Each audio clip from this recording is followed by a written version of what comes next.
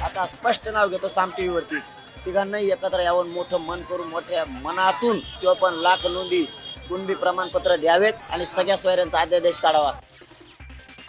तिघांनी एकत्र येत सगळे सोयऱ्यांचा अध्यादेश काढा, जरांगे पाटलांचं साम टीव्हीवरनं सरकारला आवाहन।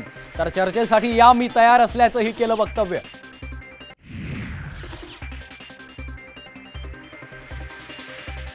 कुणबी नोंदी सापडलेल्यांना 10 दिवसात प्रमाणपत्र द्या, मुख्यमंत्र्यांच्या सर्व अधिकाऱ्यांना सूचना। तर जरांगेंच्या आंदोलनावर तोडगा निघणार का याकडे लक्ष।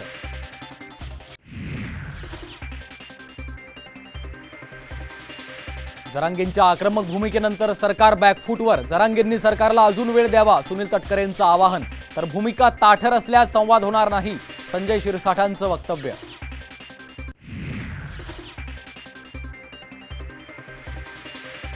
54 लाख कुणबी नोंदी सापडल्या, त्या खऱ्या आहेत का, सरकारनं सांगावं, ओबीसी नेते बबनराव तायवाडे यांचा सवाल।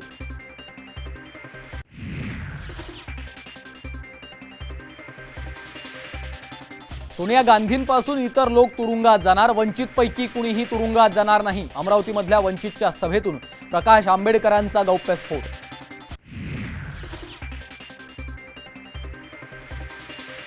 आणि अयोध्येतील राम मंदिर फुलांनी सजवलं, मंदिराच्या गर्भगृहाची एक्सक्लुझिव्ह दृश्य साम टीव्हीवर।